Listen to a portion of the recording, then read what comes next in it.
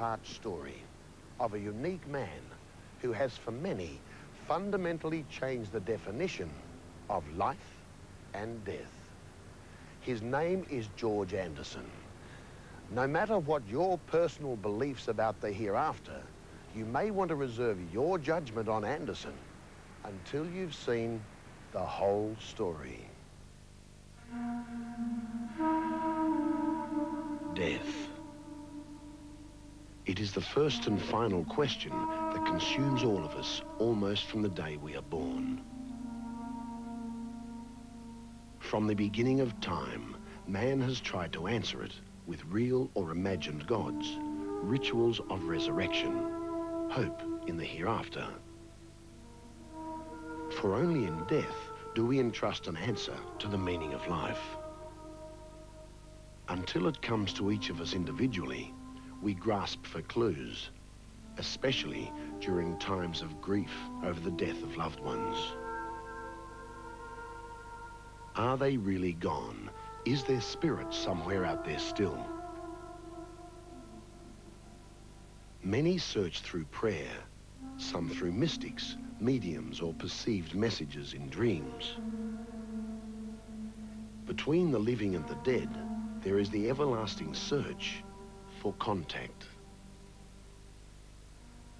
And then there is this man, George Anderson. She just wants to let everybody know that she's all right and at peace. Please tell me you heard from Mom, you heard from Helen. You worry too much, she says. And when the water's calm, you're afraid where's the shark? As he scribbles randomly on a notepad, he talks to the dead. Thousands throughout the world believe he is the link, the one who for the first time in the quest of the living has achieved contact with the departed. If it is true, then the powers that decide such things have made an unlikely choice. In all other matters, Anderson is exceptional only in the ordinariness of his life. He is a meticulous man who does his own laundry, lives in a suburban house in middle-class America, and is fastidious about such things as paying his mortgage on time. Nevertheless, there is a 2-year waiting list of the living desperate to attend a session in which George might contact their dead. The phenomenon that creates such obsession is there in titles of books written about his work. We Don't Die, We Are Not Forgotten, Our Children Forever. The author of these books, Joel Martin, was once extremely doubtful. He's now convinced. When you rule out all of the other possibilities of what it might be, you are left with only one possibility. For lack of anything else, you have got to conclude that what George is doing is receiving messages somehow from the souls of the departed. Martin's belief is a total reversal. He hosted a radio program that debunked frauds, psychics, and mediums. But when Martin attended his first session with George, it changed him forever. In 1979, my former wife was killed. Hit by a car and killed crossing a street in New York City. You lost a wife recently. He described what she looked like. Yes, she was very young. And I'm sensing metal, some sort of concussion, possibly a car accident. He knew where the injury was, something I did not know. And then when he went like this, pointing your finger at you. I got very, very upset. I grabbed onto She continues to go back and forth with her finger. I can't make out exactly what she's doing. I think she might be scolding you or something. Go like this, always go like this. And I'm saying to myself, my God, how could he possibly know that mannerism? It is not something I would ever have told anybody. It's not something he could really have researched. It was a very private thing that only 2 people in the world could know, me or her. Now, as far as I know, she's dead. We set up our own tests of Anderson's supposed ability, all recorded on tape. This policeman's widow lost her husband in a gunfight and 3 years later suffered the double tragedy of her 5-year-old son's death under the wheels of a car. George Anderson was told nothing about the woman but her first name. He had no way of knowing about her 2 tragedies. listen to his first words. Slowly but surely. A male close to you passed over? Yes. Two? Yes. One younger, one older? Yes. It's two different generations. We will see more of that session later. But first, a few facts about George and the lengths he has gone to test the validity of his claims. EEG and thermography tests indicate that his brain waves exhibit a sleeping state, and his body temperature is elevated while he is in session or contact. George seems genuinely open-minded and curious about his own ability.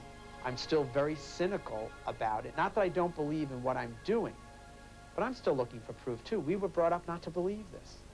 We were brought up, these things don't happen, these things don't exist. We're taught in religion as such to believe in a life hereafter, believe in this, believe in that, but we really do not see anything. Miracles don't happen as they did in the Bible or centuries ago.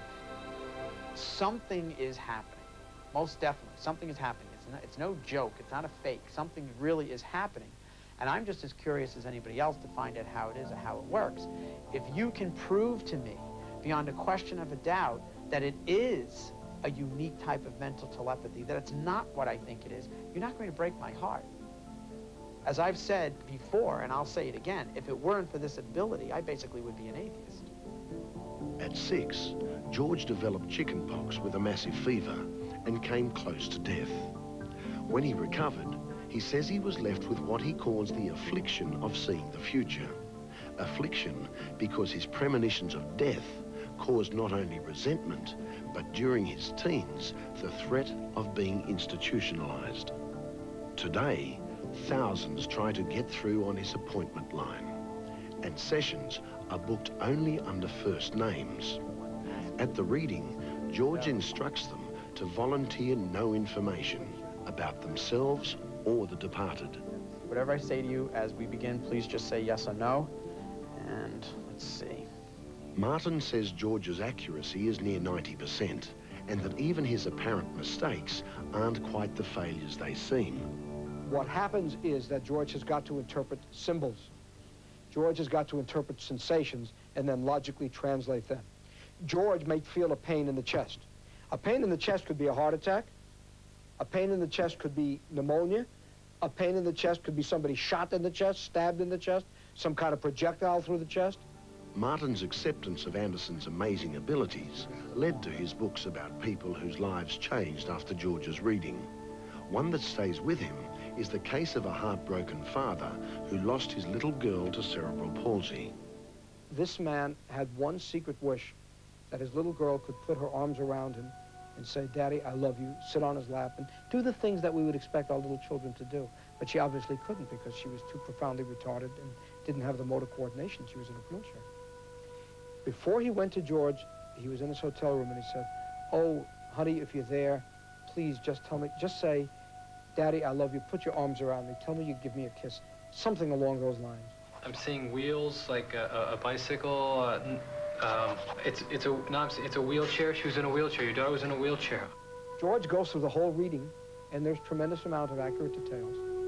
And the reading is about to end, and George is concluding. He says, "Oh, one more thing," George says to the anonymous subject, to this man. "Your little girl is saying, she's on your lap, 'I love you, Daddy.'" Daddy, I love you. And she wants to tell you, Dad, that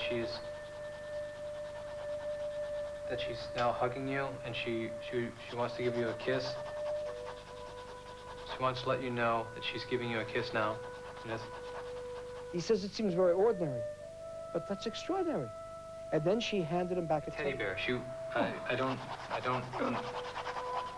Yes, she's giving you back a teddy bear.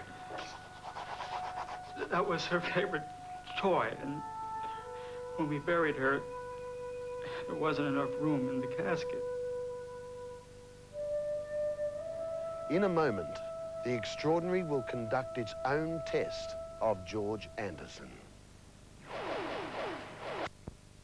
We have seen and heard thousands of testimonials from people who believe George Anderson has made contact with their departed loved ones. We met many others who were desperate to try. It is a vulnerable period for those of us left to mourn. It opens us to charlatans and trickery. With no motive other than to explore the truth of his ability, we set up a series of sessions at his home on Long Island, New York.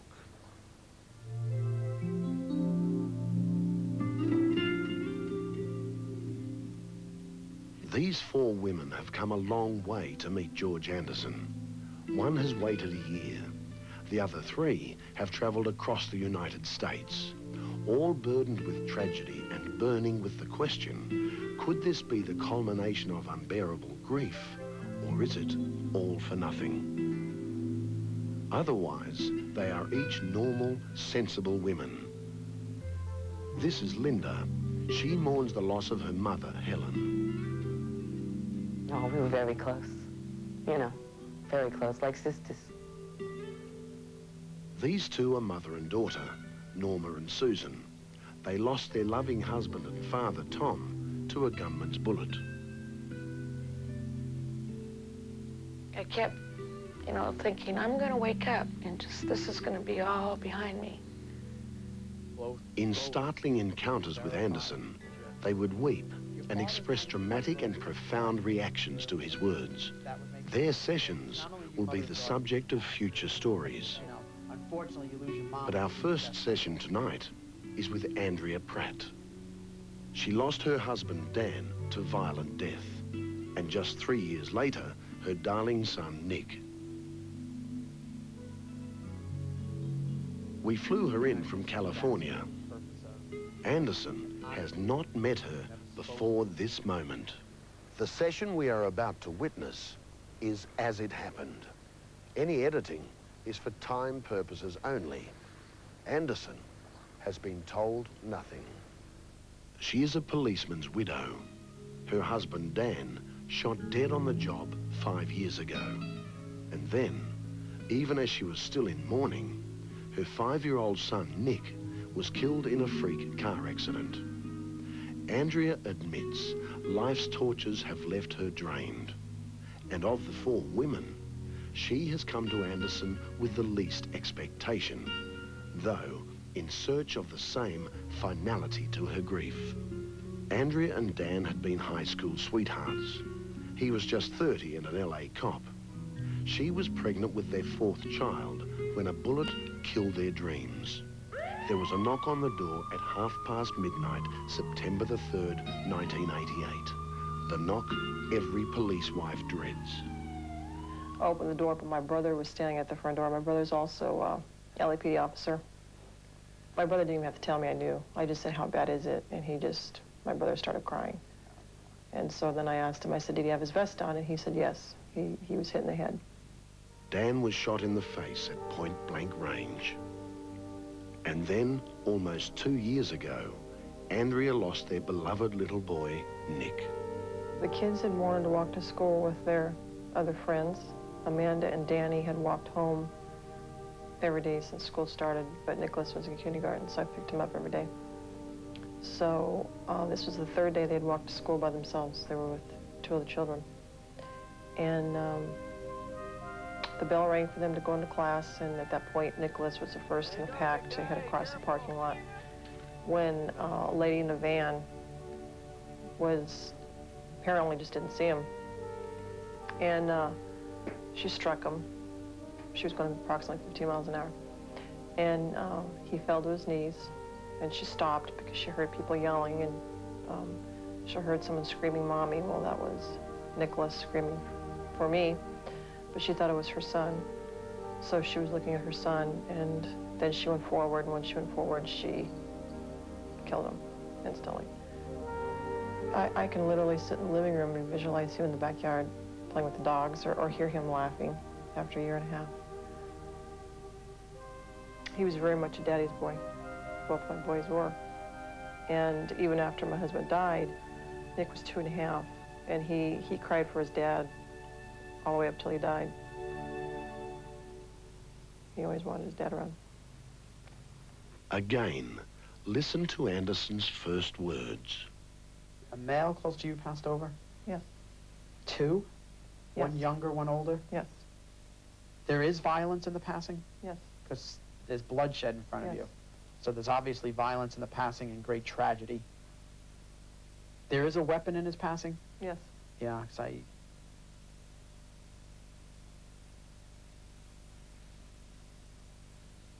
Again, though, it affects him more internally? Yes. Why does he tell me there's a weapon involved and yet... I mean, don't say anything, but why is he saying there's a weapon involved and yet it affects him internally? It seems to make a contradiction in my mind, but... In essence, he's basically at the wrong place at the wrong time.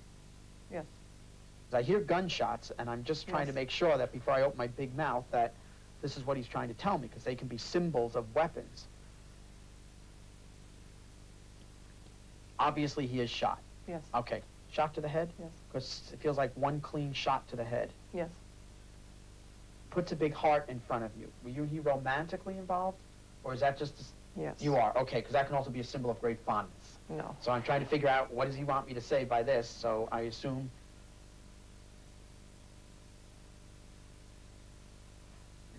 You're married? Emotionally? No, I was married. You're married to him at the time of passing? Yes. Yeah, because he says we're married, we're husband and wife. That's why you said was married to me. He says, what do you mean was? Is. You seem to react to that in any case.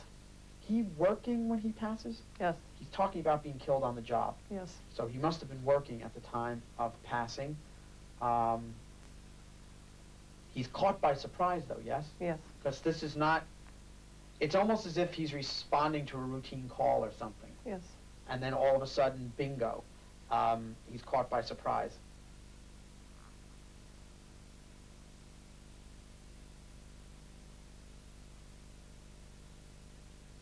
I see him behind you. A uniform involved with his work? Yes. Because I feel him in uniform behind you. I would assume he had to be a policeman, yes? Yes. Suddenly, Anderson picks up the name of Andrea's grandfather. Somebody around you claiming to be father. I'll have to go with grandfather. Name William, you know? Yes. And then, husband Dan's. Well, saying Harry doesn't mean you know, does it? Yes. Is that the other granddad? It's his granddad. There's also another young male close to you passed on? Yes. Other than your husband. There's talk of a son. Did you lose a son? Yes. Oh. A vehicle involved in his passing? Yes. Because you keep telling me a car accident, but not the way I'm going to think, but a vehicle's involved. Yes. There's a hit. He hit? Yes. Also injury to the head, too? Yes. Yeah, because it's definitely a strike to the head or from the hit or whatever, and it seems just kills him instantly.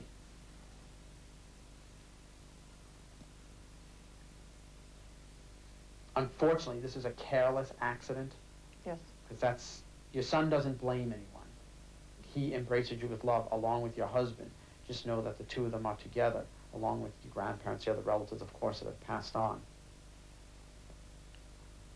And they ask you to continue to go on with your life as best you can until we're all together again, until we meet again, which will happen.